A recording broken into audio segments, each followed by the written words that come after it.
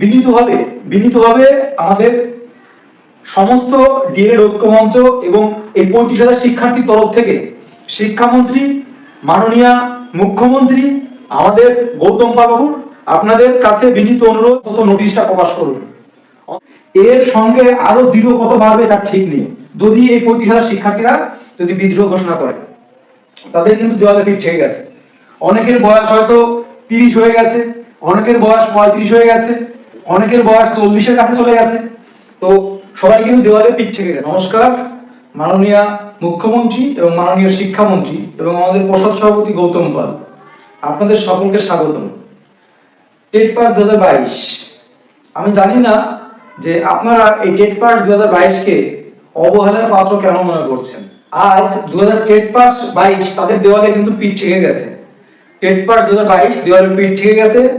আপনারা, আমি জানি না এই টেট পাস 2022-কে কি মনে করছেন। আপনারা আজ ডাব্লিউবি কনস্টেবলে 12,000-এর কাছে 12,000-এর কাছে আপনার ভ্যাকান্সি পাবলিশ করেছেন। স্বাগতম, আপনাদের স্বাগতম উন্নয়নের স্বার্থে।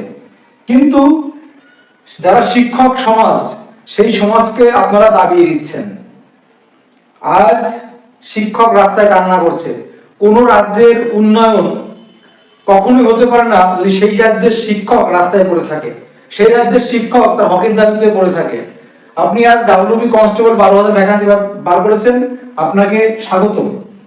এই বেকারদের দিকে তাকানোর জন্য আপনাকে আমি অভিনন্দন জানাই। কিন্তু এই যে টেট পাস 2022 যারা আছে, টেট পাস 2022 যারা আছে, প্রায় 21-23 ব্যাচ ধরে প্রায় 35,000 শিক্ষার্থী আছে, প্রায় 35,000 পরিবার, প্রায় 35,000 পরিবার টেট পাস ক্যান্ডিডেট রয়েছে। তা আপনি কি মনে করছেন? আমাদের কিন্তু দেওয়ালের পিঠ ঠেকে গেছে। যারা টেট পাস 2022 আছে তাদের কিন্তু দেওয়ালের পিঠ ঠেকে গেছে। আমরা আন্দোলন করতে করতে ক্লান্ত। আমরা এমন কোনো উপায় রাখিনি যেখানে এই টেট পাস 2022-দের বঞ্চনা, তাদের অধিকার আদায়ের জন্য আমরা বিনীতভাবে এতদিন ধরে আমরা কিন্তু অনুরোধ করে আসছি।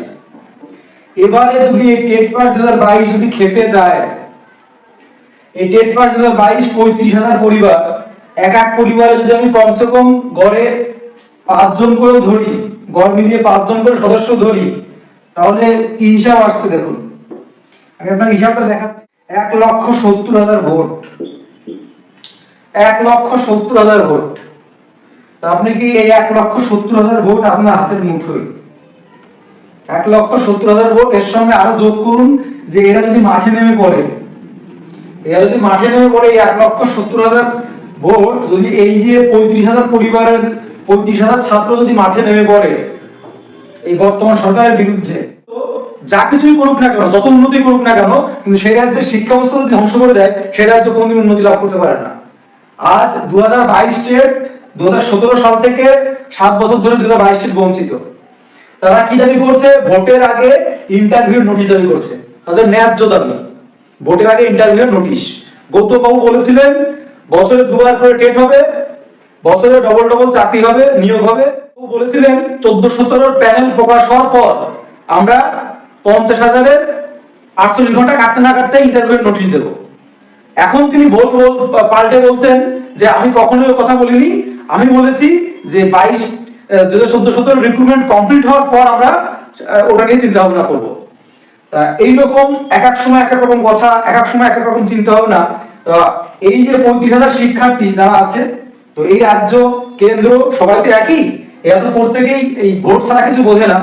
তো বিনীতভাবে আমাদের সমস্ত ডিএলএড ঐক্যমঞ্চ এবং এই 35,000 শিক্ষার্থীর তরফ থেকে শিক্ষামন্ত্রী, মাননীয় মুখ্যমন্ত্রী আমাদের গৌতম বাবু আপনাদের কাছে বিনীত নোটিশটা প্রকাশ করুন। এর সঙ্গে আরো জিরো কত বাড়বে তার ঠিক নেই। যদি এই 35,000 শিক্ষার্থীরা যদি বিদ্রোহ ঘোষণা করে, তাদের কিন্তু দেওয়ালে পিঠ ঠেকে গেছে। অনেকের বয়স হয়তো 30 হয়ে গেছে, অনেকের বয়স 35 হয়ে গেছে, অনেকের বয়স 40-এর কাছে চলে গেছে। তো সবাই কিন্তু দেওয়ালে পিঠ ঠেকে গেছে। আপনি 12,000 10,000 প্লাস ডাব্লিউবি কনস্টেবল ভ্যাকান্সি বার করেছেন, কেপিতে 3,000 প্লাস 3,500 বার করেছেন, আপনাকে স্বাগত। তার জন্য অল আর ওয়েলকাম। আমরা সকলের তরফ থেকে আপনাদের অভিনন্দন জানাই আপনাদের এই বেকারদের পাশে দাঁড়ানোর জন্য, বেকারদের জন্য। আপনারা আরো একটা কাজ করেছেন, এখানে 12,000 ভ্যাকান্সি তাদের দ্রুত সম্পন্ন করা যায় তার জন্য একটা পরীক্ষার ব্যবস্থা করেছেন। দেখবেন যাতে স্বচ্ছ হয়, এটা দেখবেন শুধু 12,000 বার করলে হবে না, দেখবেন যেন স্বচ্ছ হয়, পরীক্ষা কমালো যেন স্বচ্ছতাটা আসে।